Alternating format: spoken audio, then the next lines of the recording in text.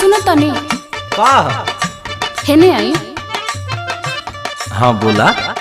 एगो बहुत जरूरी बात करे के बाप से। जरूरी? इतना का जरूरी हो गई? अच्छा बोला। हाँ तो दिमाग एकदम ठाई करके बात सुनी। हाँ फालतू कहला गुला मत करिहा।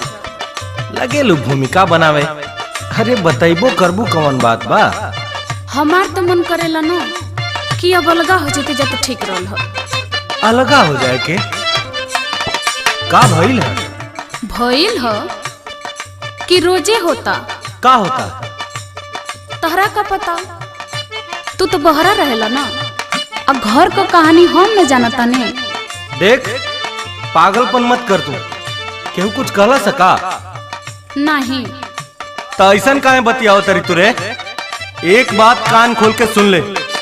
आज कहली तो कहली, आज के बाद कबो अपना मुंह से ऐसा बात हमारा सामने मत निकली है।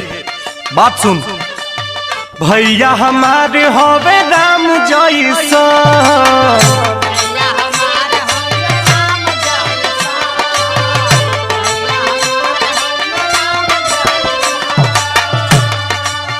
मान ले हमके पारान जैसा,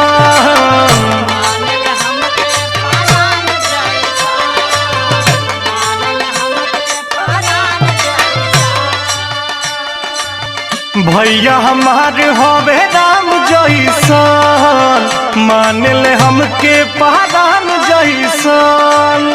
सोचिए का बाबुआ का सोची मारी होगा, सोची माई कैसे के जाई है अलगारी, ये धनिया के कोठिया के भाई।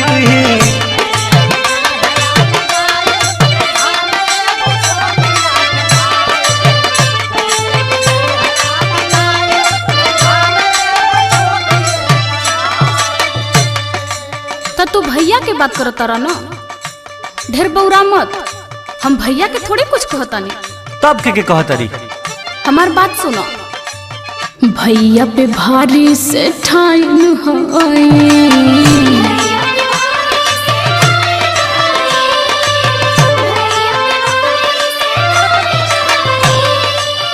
भौजी तोहार बड़ी डायन है। जबान संभाल के। अब आई सुनबा तब ना।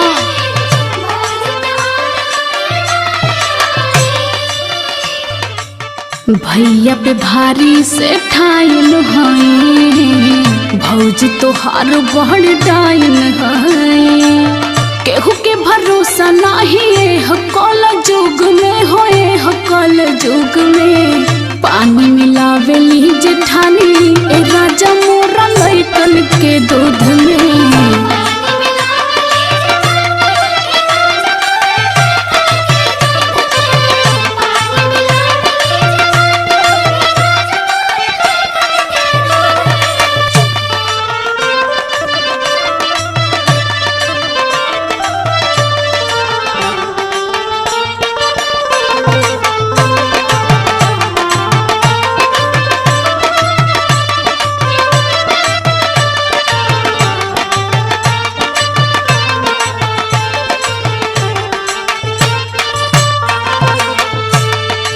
का भइल? तनी सा बात बा। इतनी से बात है तो और ना तका एकरे बदे हम चली अलगुआ कली। अरे परिवार है, इतना छोट मोट बात तो हो जात रहेला। तिल जस बतिया के ताड़ ना बनावा, राई के नह के पहाड़ ना बनावा। हमार बात ना समझत हो। हाँ तू बहुत समझदार हो ना।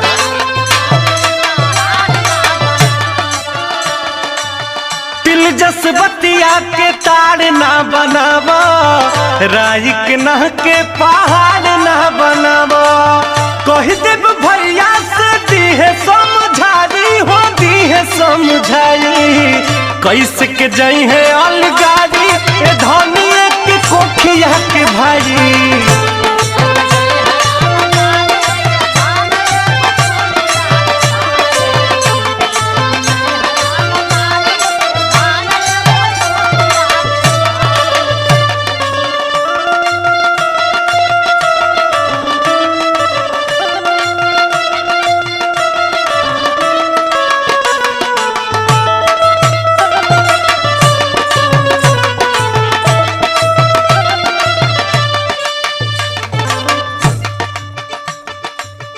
अपने आँखी देखता न तो तोहरियो समझ में आवत। एक दिन के बात ना बा, ये रोज रोज के बात है। बहुत दुख होला। पागल मनवा रोवेला हो, खून के आंसू रोवेला। हई जौन भैया भैया कैले हुआ न, का करिए तोर भैया? सुनो, भैया तोहार रखवारी करी है कबले, अब न सहाला मुँह सहली बड़ा अबले। ऐसा तो ना हो सकेला। हाँ, हम झूठ बोलत थी ना। तनी समझे का कोशिश करा।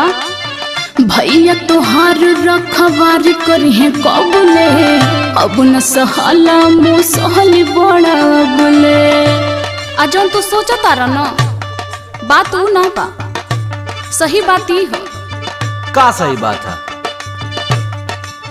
भैया न जइहे में हर के विरुद्ध में, में हर के विरुद्ध में पानी मिलावेली जेठानी राजा मोरा लइकन के दूध में।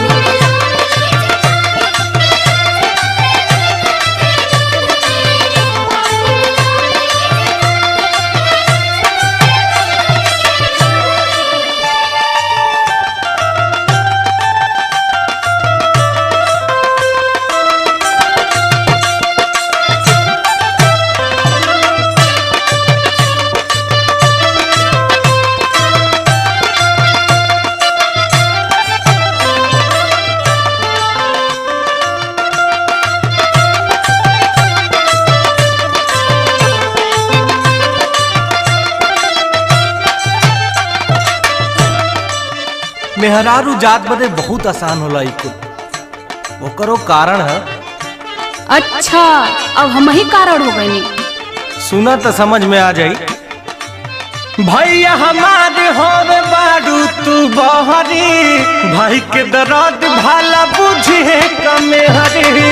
अरे वो तो पता चल जाई के बहरी है आके अपन है।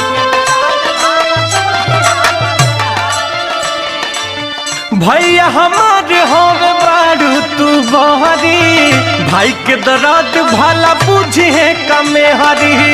आई न समय आई तो कुल पता चल जाई केकर के दर्द बुझेला। अघा न गईला तो कहिया भयल हो अगम जानी करबू भविष्यवाणी। जेटिर देश के न बतिया सोहारी, न बतिया सोहारी कैसे के जई है अलगारी, धनिया के कोखिया के भारी।